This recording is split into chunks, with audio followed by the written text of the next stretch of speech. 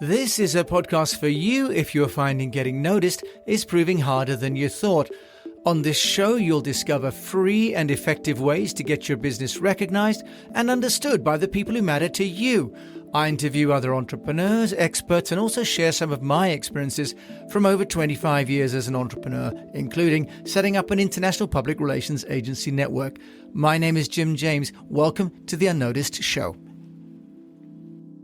If you're building your own brand, should you be a host on someone else's show, or should you be hosting your own show? Now, I'm answering this question because somebody asked me that today by email. One of the leading authorities in their field would like to be on an interview with them on a webinar, and it'll really help to build a great conversation around a particular topic.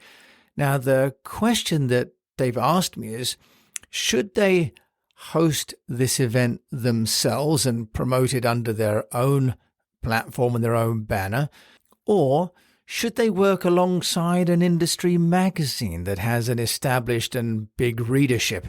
The issue really is one that they're wrestling with, and I thought we'd just dive into this because for many people building a brand, there is a question to some degree of, do you build or borrow?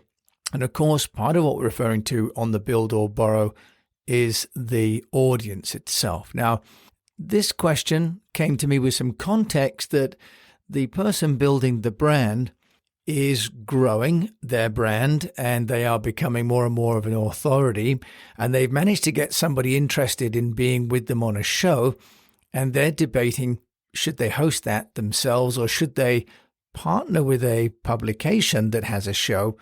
But the downside is that then the editor of the magazine would then become also a host. So they might dilute their own presence, but at the same time, they would get access to the audience. So which way should they go? Let's look at that. First of all, it's a great idea to be out speaking either on a podcast or a webinar or a radio show. First of all, getting some exposure is great. A good point is that they've managed to take themselves in as a pair, as a duo, to address an issue. Often people think about going onto a podcast or even writing a blog on their own, and that creates a two-party conversation. But what's nice about this is that there's the opportunity now to have a three-way conversation between the person who's written to me, the entrepreneur, and this industry expert, plus the editor of a magazine. So it'll make it much more dynamic than it might have been if it was just one person speaking, or even if it was just two people speaking. So first of all, the content may become, frankly, more compelling if there are three people. Now, the next point is if you were to host that event yourself and have your own tech set up using Zoom or using StreamYard or something like that, that takes some work. And one of the questions is going to be, are you really set up for that? Because as we've all experienced, trying to manage a show and be the host of a show isn't that easy. And there are so many buttons to press, so many things to worry about, microphone levels, other speaker having the right technology available, the internet working and so on, that one has to think about the production as well as the content.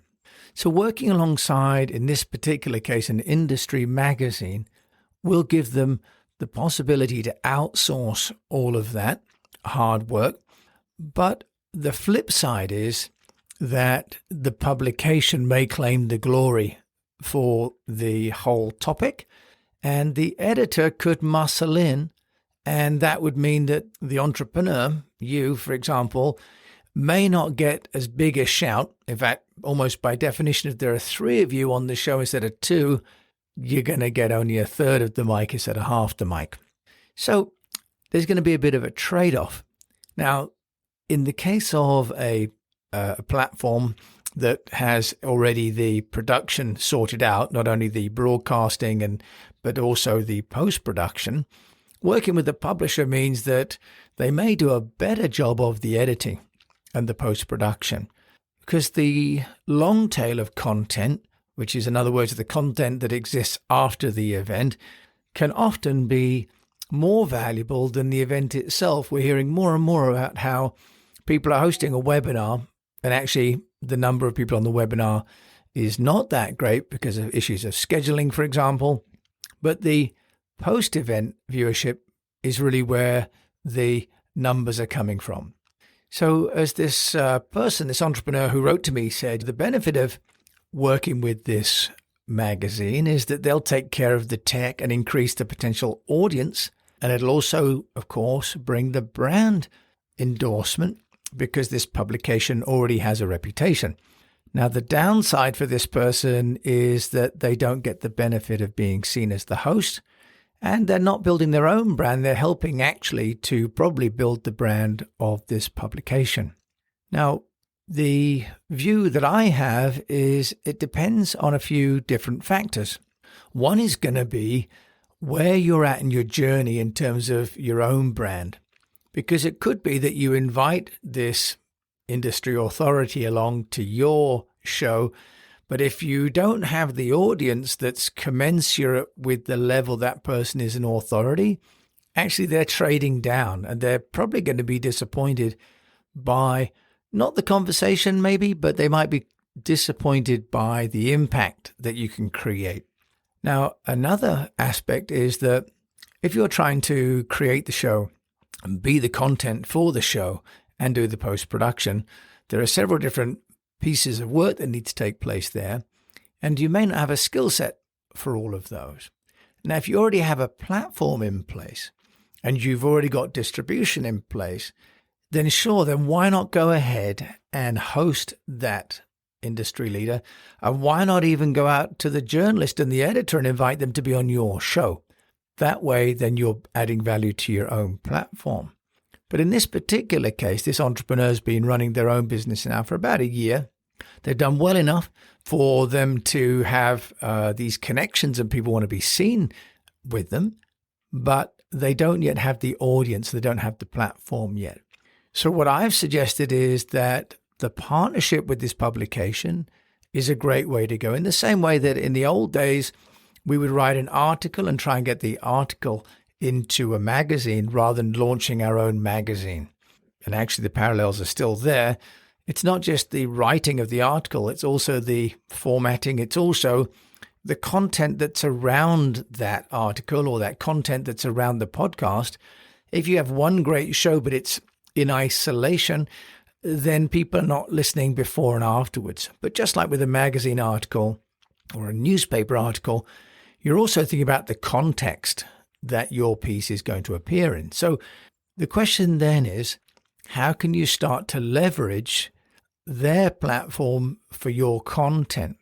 So let's assume they've got the audience and they've got the platform, they've got the distribution, and they're going to do the post-production. What we can do, for example, is to say that this particular show is co-hosted by you, that this is a special appearance by you on their show. Another thing that we can do is to ask to be in the show notes and also to have access to the mailing list. Now, as we know, people's subscriber lists are one of their main assets. And really, the podcast might be a great way to share what you know, but most people don't respond directly to a podcast because the device they're listening to doesn't enable the response. But if they've got email, then of course they can click reply and get in touch with you. So newsletters and subscriber lists are really the value that we're looking to get to. So I suggested to this entrepreneur that she could be the shared top billing, and also that she gets access to the mailing list, and that also she can be on their website. And if there's an event website, that her name is there. In other words, all the ways that we can leverage her brand before the event, and then during the event, for example, to be tweeting, or for her to be tweeting, and to share the hashtags and the @ symbols whilst they're sharing the show. Because, as we know, it's also possible for her to be streaming from somebody else's podcast, she could actually be streaming it to her own Facebook. She could be also sharing the clips and recording it and sharing it by making her own snippets. So we can leverage the content. The fact that it's taking place under somebody else's brand platform doesn't deny us the ability to build our own brand and our own content as a result. In fact, it could be a way to leverage their website, their platform, and their subscribers. Now, finally, the question was about the speaker, that she was going to bring a speaker with her, and that's why she thought she could host her own show. The speaker themselves, as I've said, if they are an authority in the industry, may feel a bit disappointed if the listenership is not that great, if they don't get anyone following up and saying, hey, I heard you on this show, and this was great. I got some real results from it. The speaker may be really impressed and grateful for getting access to a podcast that they may not be able to get access to on their own. Many thought leaders are not that good at actually getting themselves access and getting themselves into places where they can be heard. So part of the role that she's playing then is to facilitate that access, and that it in itself will have value for the relationship. So the speaker will be impressed that she's been able to get them access to a platform they maybe couldn't get onto themselves, but they may also start to see her as a facilitator for them to get onto other platforms as well. And who knows, maybe she can start to charge them for that, but certainly she may find then other people want to start to be within her sphere of influence so that she can get them into other shows. So we started off with this idea of, should you host your own guest, or should you be a guest on someone else's show and maybe even co-host a third party? Which way should you go? It really depends then on where your business and your brand are at.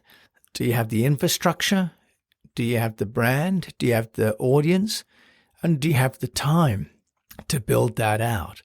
So if the answer is yes, then you could be leveraging that person as a thought leader into your show, but you could also be bringing in the editor, for example, of another magazine, and if you like, joining audiences so that subscribers to both databases are hearing about the conversation. But if you don't have that infrastructure, you don't have that time, you don't have that brand, there are ways to leverage your presence in the other person's show that will enable you to get the content and to get the exposure that you would have got if you ran the show yourself, but frankly, without all of the work. There isn't one rule. And in fact, over time, we need a portfolio. We need a mix. So she could then take the podcast that she's going to be on with these other thought leaders and the editor, take the audio, repackage it, and actually put it on her own podcast. In fact, I've put on the Unnoticed show a few interviews that I've done with other podcasters where I've been the guest. So podcasting, just with writing articles, with being a speaker, for example, all these ways to build our own authority in the market are about collaboration, cooperation, and ultimately about communication. It's great to do it on your own, but it can mean that you don't get the same kind of exposure. But obviously, if you go on your own and if you can carry that, you're going to build your own brand more. So we actually need a mix. Sometimes we're on our own. Sometimes we've got people with us on our platform, and sometimes we're on other people's platforms.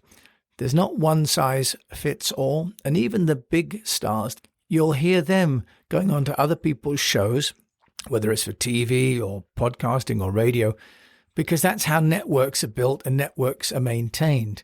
Otherwise, we end up just with our own network, and that will never grow, really, by the same ways that it can if we connect with other people's networks. Fundamentally, as an entrepreneur, taking ownership of conversations in the marketplace is a good strategy. And that's where this entrepreneur is getting it right. What they're doing right is to have an industry topic, address it, find an industry expert that otherwise may not have been in the conversation, and finding a platform to share that with a broader community. That's a very smart strategy. And guess what? It's free. It's only going to cost some time, but the upsides will be immeasurable in terms of brand, content, and ultimately relationships. Because the expert that comes on to that show with them, plus the editor that they're on the show with as well, will have some green room time.